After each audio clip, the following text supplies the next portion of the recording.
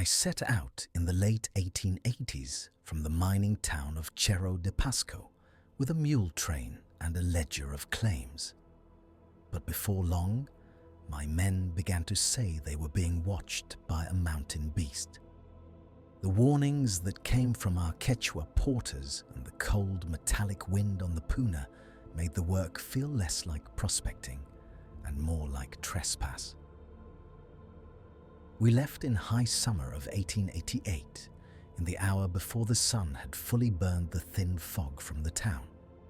Our party consisted of a foreman, Esteban Morales, 4 prospectors, myself, Thomas Reed, Miguel Alvarado, and Andres Rivas, 10 Quechua porters under the charge of an elder named Quispe, 2 pack mules, and a lacquered trunk of supplies.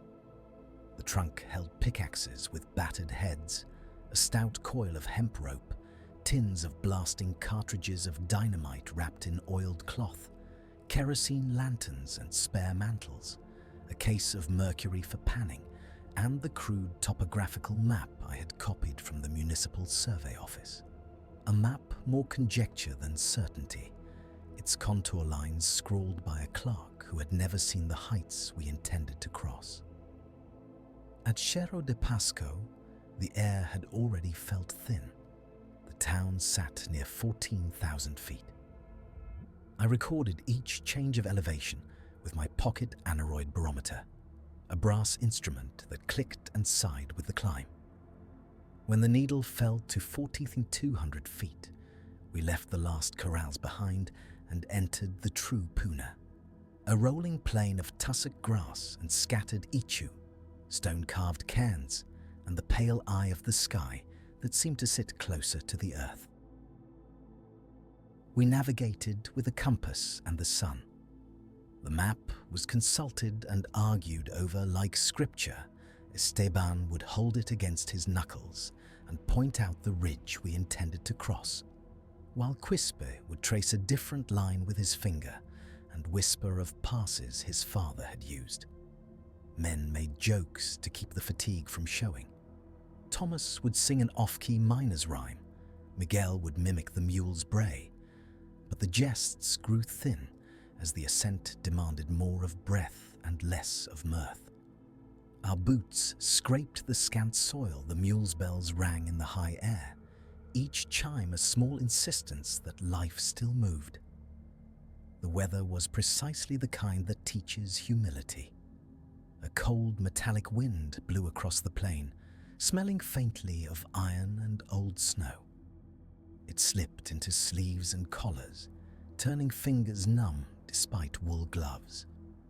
The kerosene lanterns we carried were for camps during the day. They were shut away like small promises. At noon, the sun burned hard enough to make a man dizzy. If he looked long at the horizon by late afternoon, the light thinned to a blue that made edges too sharp and colors too pale. The porters were a constant, steady presence. Cords of muscle, faces wind-cracked, their coca leaves packed close to their chests. They spoke little of fear in my hearing, but when they did, it was in Quechua, low and careful. Quispe once called Esteban aside and said, without flourish, that the apus had been restless, that at certain stones the wind carried the footfall of beasts that were not government mules, nor the wild sheep we had seen.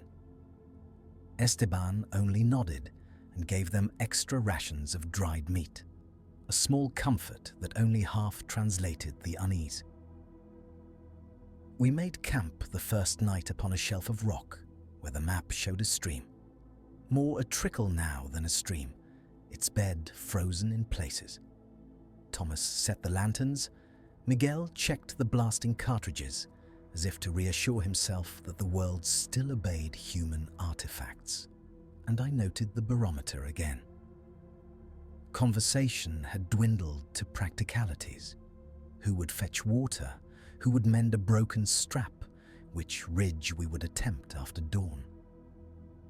At the edge of the firelight, the porters spread a thin cloth and muttered prayers.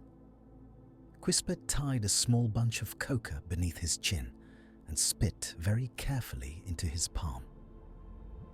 It was beneath that uneasy watchfulness that we first saw marks upon the soft ground beyond the stream, long, hesitating impressions that were neither sheep nor the clefted tracks of a fox.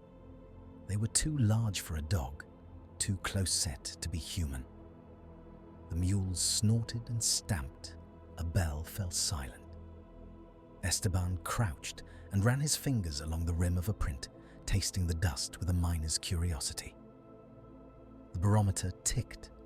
The men, who had kept their laughter like tinder, exchanged glances that would not quite set flame. We decided to press on at first light. The map promised a vein to the east of the next ridge our ledger demanded a claim.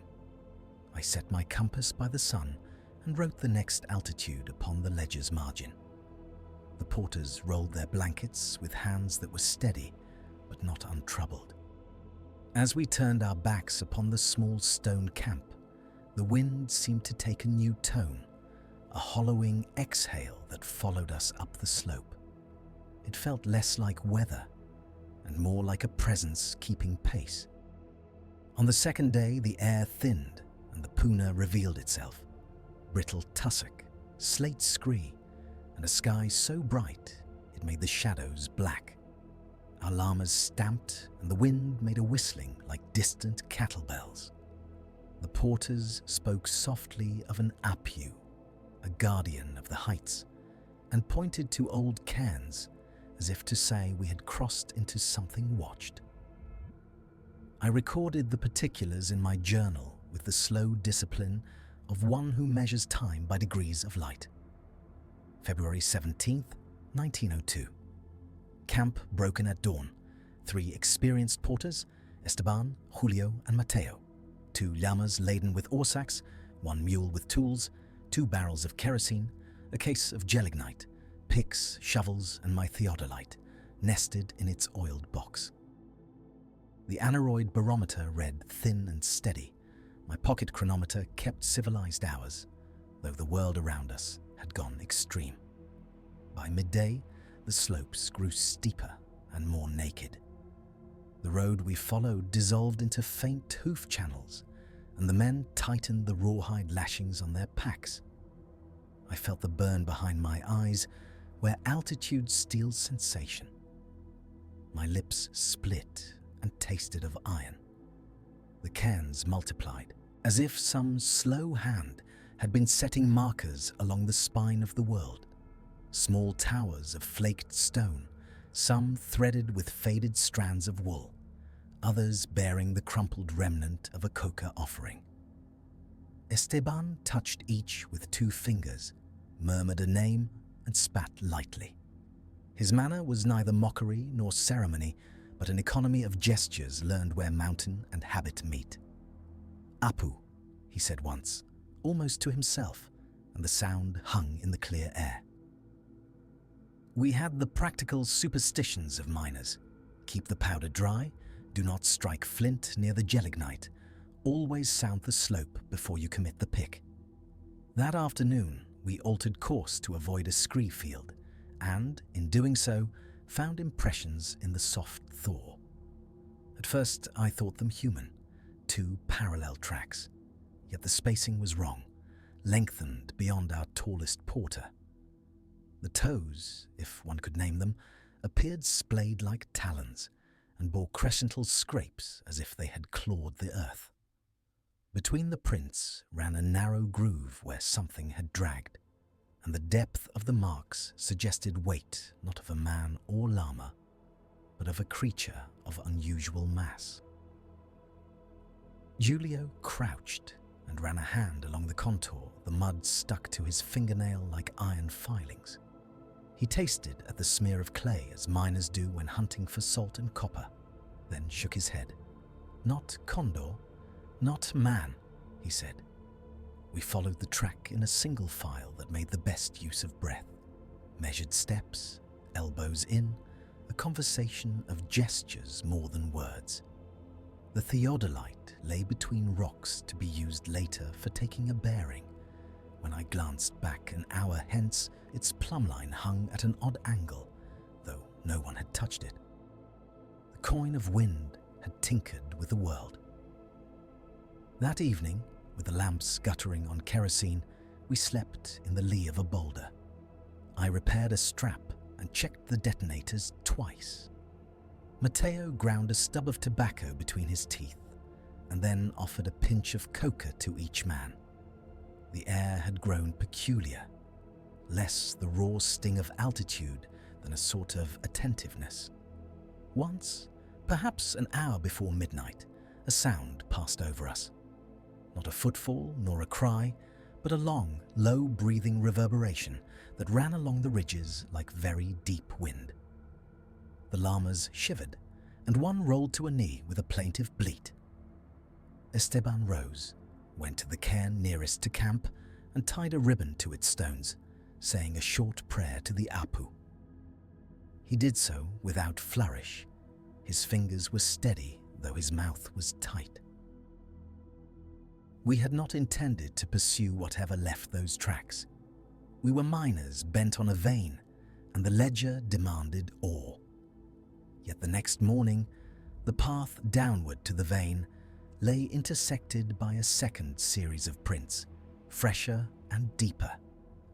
They did not converge with ours, but ran parallel, keeping a respectful distance, as if whatever walked above kept us in its peripheral attention.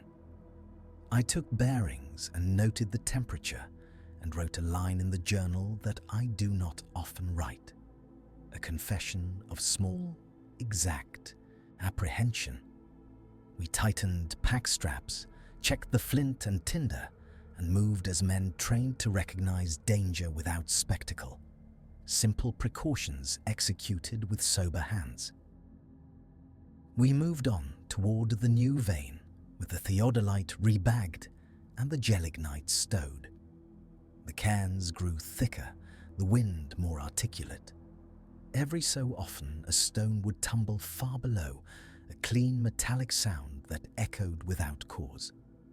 I felt the mountain listening, and I felt watched not with malice I could name, but with an intelligence that made us careful.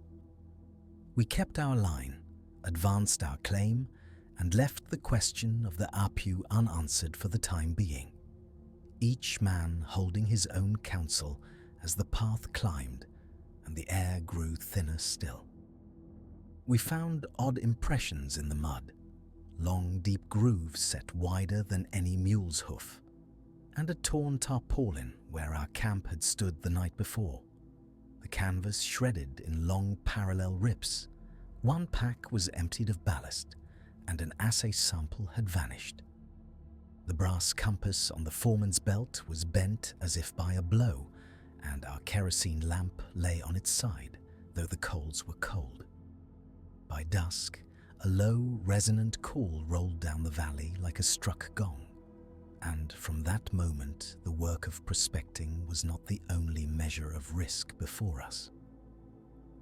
I remember the cold bite of that afternoon and the metallic smell of disturbed earth, the way Juan Salazar, our foreman, knelt to set a stick in one of the grooves and measure it against the imprint of a mule's shoe. The groove was a full span wider. We pried a length of the tarpaulin free and held it up. The rips ran too even, not ragged as if by rocks, but parallel, like the teeth of some great implement. One of the lads, Pedro, turned the empty pack inside out and swore softly when the little tin tube of the assay was gone. It had contained the copper concentrate we had expected to freight back to Huaraz. We did what miners always did in such times.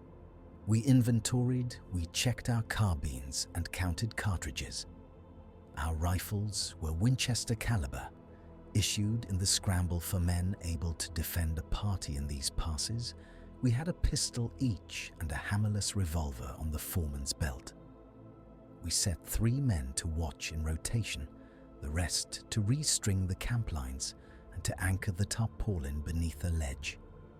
Salazar straightened and his hand found his brass compass.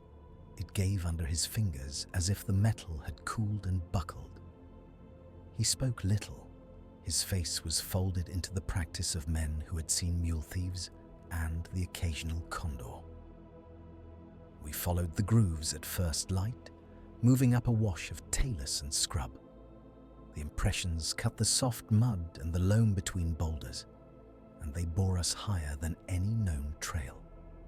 At points, they sank deep where water ran and then ran shallow again across stone. Once or twice, we found tufts of hair caught on sharp rock, dark and coarse, not vicuña or llama. We smelled, faintly, something else, a hot animal tang that the wind carried and then took away. There were cairns of painted stones on the ridge, strange to our eyes. Someone had placed them there in older days. Perhaps the men of a distant camp. We touched them, moving fingers as if to ask the mountains leave, and found the paint still iron red in places. The grooves led past these markers as if a thing larger than man and mule had threaded the old way, giving heed to the same cairns. That evening, with a sky as cold as hammered tin, the valley gave the gong again. It was not the cry of any beast I had heard before. No puma, no vicuña, no condor. It rolled and deepened, a tone that seemed to come from under the earth as much as from among the crags, and each time it died, there was an answering silence that pressed like snow. Our watchers came in white-faced at Salazar's summons. We moved the mules nearer, lashed packs tighter, and set a cordon of men with lamps and rifles. Still, no one suggested pursuit at night. The mountains close in, and a man out of sight is often a man returned to the earth. We did not sleep. We kept a strict rotation by the lamp, and once, when my watch climbed the slope to check the ridge, I thought I saw movement, an outline larger than a llama, balanced between two stones, wind shaping it like a banner. When I raised my rifle, the thing had gone, as if it had never been. Pedro swore he found a single footprint, the size of a man's boot, but with sloping edges, as if a great paw had gripped and released. We mapped what we could on a scrap of paper and agreed to return with better tools. A proper theodolite, more cartridges. A government surveyor ought to see this. Perhaps a priest. We broke the camp at dawn to follow the line of the grooves upward, each of us in silence, more complete than the road ever enforced. None of us pretended not to feel watched.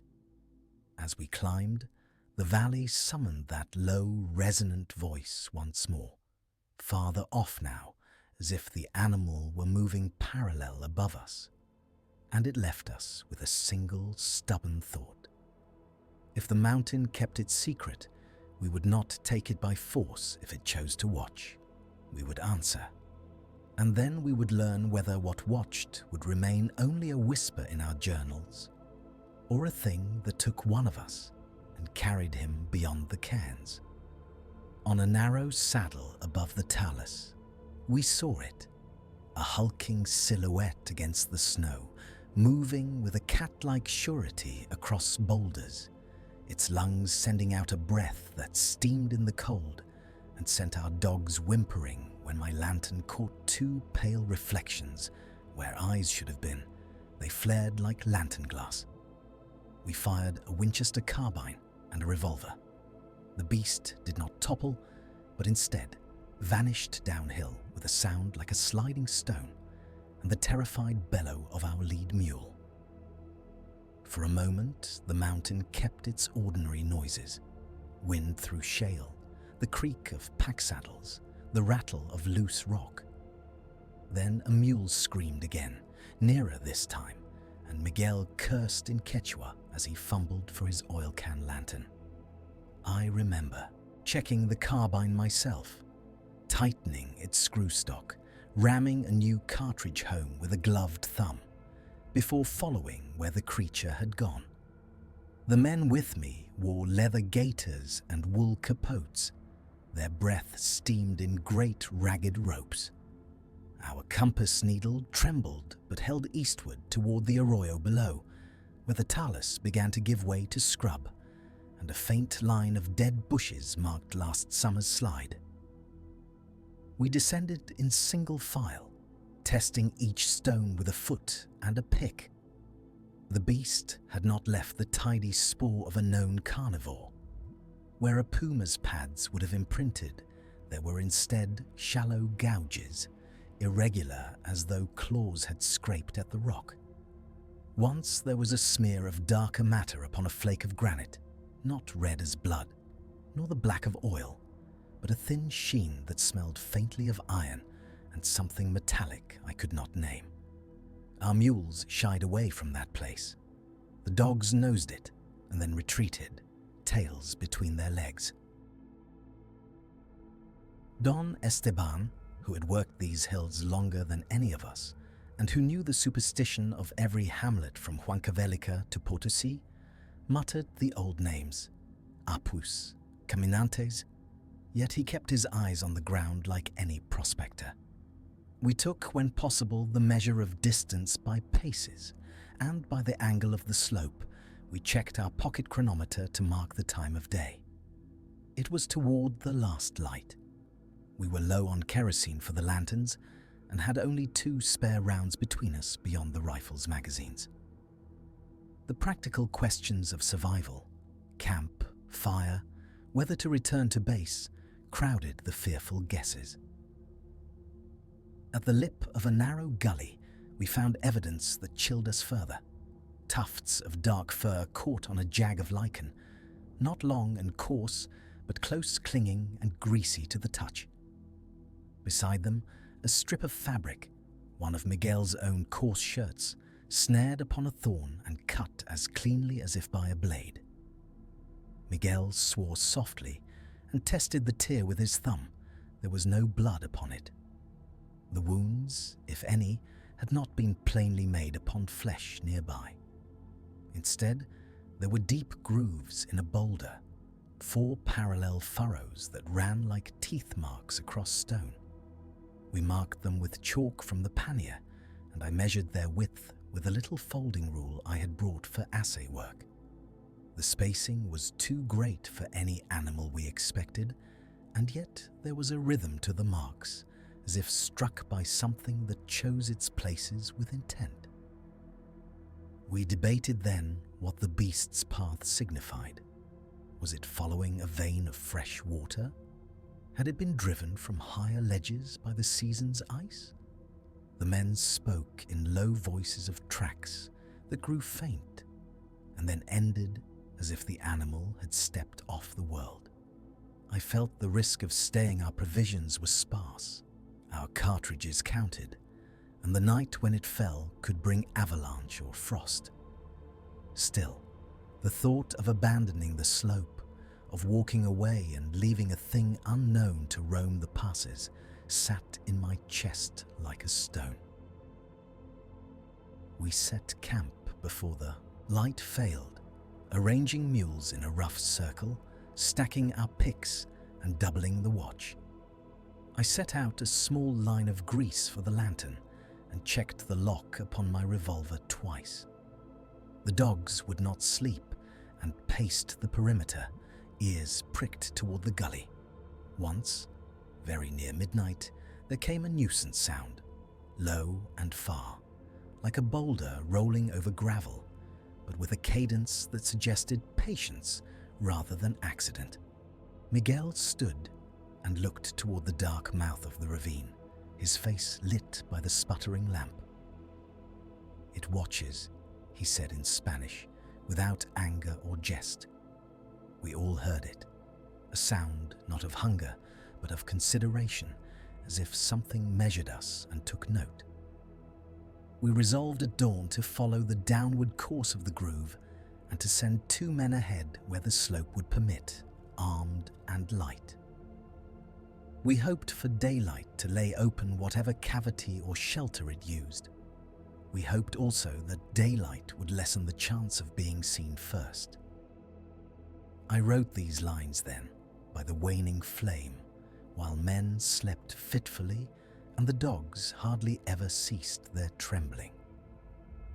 The mountain kept its secret that night, but it had shown us enough to make returning to the town intolerable and retreat impossible without knowledge.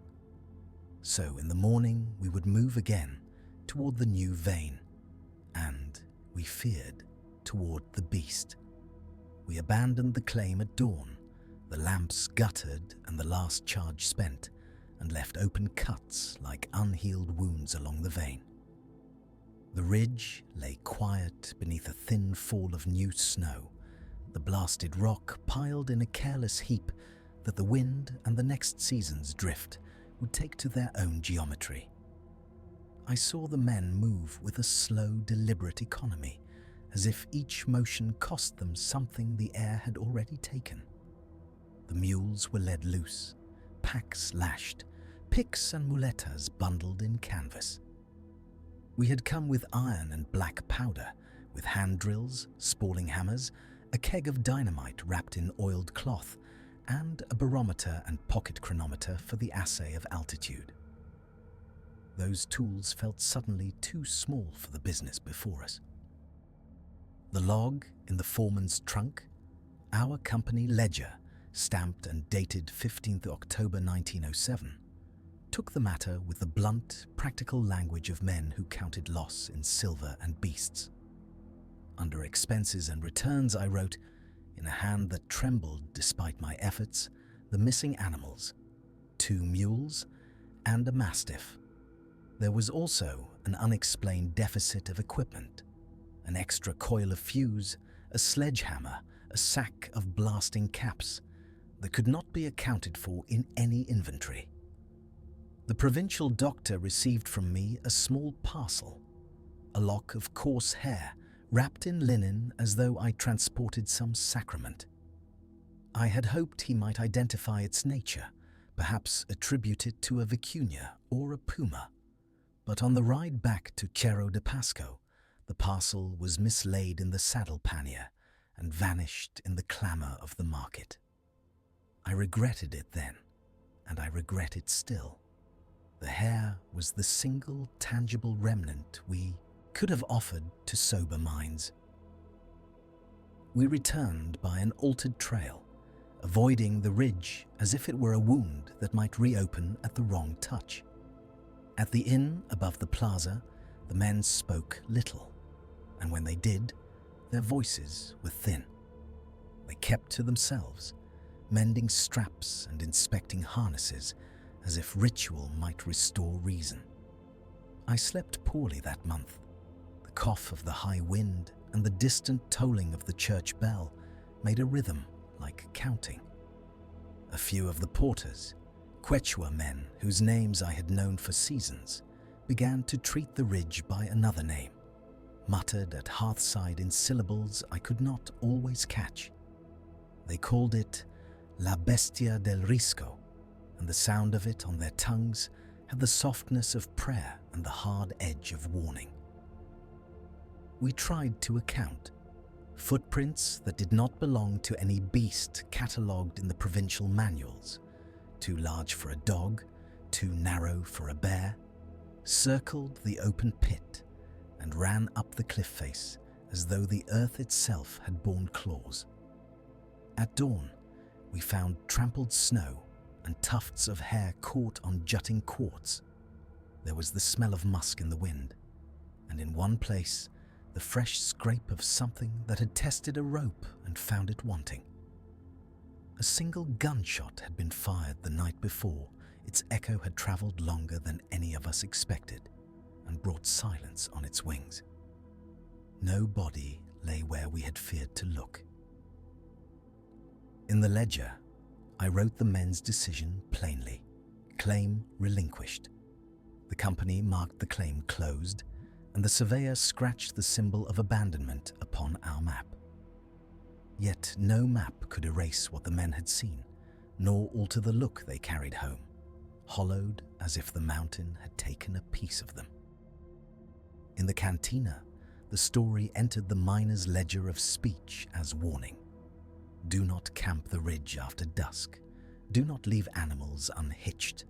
Never follow strange spoor into the scree. I found these notes lodged beneath coins and receipts, the practical appendages of superstition. Years have passed. I returned once in a different cold and found that the cuts still bled shadows and the pile of blasted rock had been smoothed by snowfall. The ridge remained an unanswered mark on our maps, annotated in ink and in silence. The loss of animals, the missing equipment, the misplaced lock of hair, these are the ledgered facts. The men went on, their hands less steady for the memory. I kept my chronometer and the barometer, and I kept the recollection in steadier measure than any instrument could. We had come for silver, and we left with a question. La Bestia del Risco has taken its place among the things that the high country keeps. Not wholly believed, not wholly explained, and, in the quiet of certain nights, still present enough to make a man change his trail.